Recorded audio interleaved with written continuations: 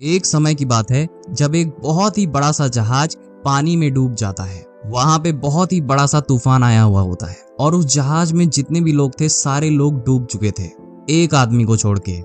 वो आदमी जैसे तैसे तैर के वहां से बच निकला और एक आइलैंड पे जाके बेहोश हो जाता है।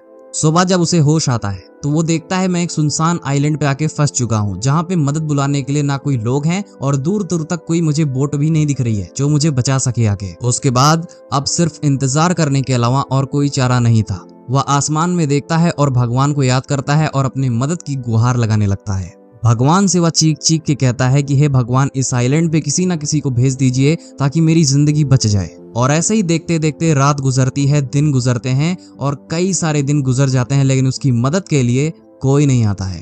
और फिर 5 दिनों के बाद उसने मदद मांगना भगवान से भी छोड़ दिया। उसने अपने बचने की उम्मीद छोड़ दी। उसका सब्र टूट चुका था और वो पूरी तरीके से हार मान चुका था। और तभी उसने लकड़ियां इकट्ठा करना चालू कर दिया। उसने नारियल के पेड़ से बहुत सारे नारियल भी तोड़े और मछलियों को भी पकड़ने लगा ताकि उसका पेट भर सके। और ऐसे ही देखते देखते 15 से 20 दिन बीत जाते हैं और उस आदमी ने वहां से निकलने की उम्मीद भी छोड़ दी और किसी के आने की गुंजाइश भी नहीं लग रही थी। इसीलिए उसने 20 दिन की मेहनत से वहां पे लकड़ियों का एक घर भी बना लिया था। और ऐसी एक दिन की बात है जब वह जंगल में जाता है खाना इकट्ठा करने के लिए, लकड़ियां लाने के लिए। जब वह वापस लौटता है तो वह देखता है उसके घर में आग लग चुकी है, लकड़ियां पूरी जल चुकी हैं। इस मंजर को देख के उस इंसान की आंखों में आंसू आ जाते हैं और वह ऊपर भगवान की तरफ देख के कहता है, हे भगवान, मैंने आपसे मदद मांगने को कहा था लेकिन आपने तो मेरी और भी समस्या बढ़ा दी है। वो जो आदमी होता है सारी रात भगवान को कोसता रहता है कि भगवान ऐसा क्यों कर सकते हैं, भगवान नहीं होते हैं, पता नहीं क्या क्या। अगली सुबह जब वह सो के उठता है तो वह देखता है उसके सामने एक बहुत ही बड़ा सा जहाज आ रहा होता है उसकी मदद करने के लिए। वो ये चीज देख के बहुत ही ज्यादा खुश हो जाता है, भगवान को दुआएं देने लगता है, भगवान को धन्यवाद करता है और बिना एक सेकंड भी इधर उधर किए वो तुरंत ही जहाज पे जाके बैठ जाता है।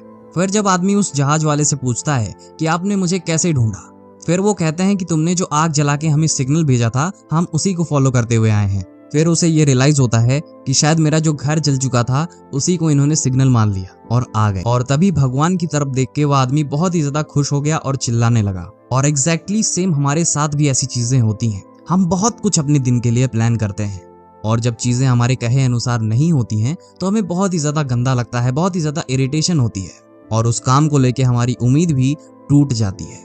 लेकिन आपको नहीं पता है कि ऊपर वाले का प्लान आपके लिए क्या है। भगवान ने जो कुछ भी आपके लिए सोच रखा है डेफिनेटली आपकी उम्मीद से ज्यादा ही सोच रखा है और अच्छा सोच रखा है। और उन्हें ये चीज पता है कि किसे कब क्या देना है और किसे कब क्या छीनना है। इसीलिए जो हो रहा है अच्छा हो रहा है, जो होगा अच्छा होगा और जो हो चुका शायद अच्छे के लिए हुआ। जब भी आपकी लाइफ में कुछ अच्छा ना हो रहा हो, जब भी आपके प्लान के अकॉर्डिंग आपके काम ना हो रहे हो, आपकी उम्मीद टूट रही हो, तो एक बात याद रखिएगा कि भगवान जो आपके लिए प्लान करेंगे, भगवान जो आपके लिए सोचेंगे वो बुरा नहीं सोचेंगे, आपके बेनिफिट के लिए होगा। डेफिनेटली हो सकता है कि अभी आपको चीजें बिगड़ती हुई दिख रही हो, चीजें आपके अनुसार ना हो रही हो, आपको लग रहा है इससे बेकार अब क्या ही हो सकता है, लेकिन ऐसा नहीं है।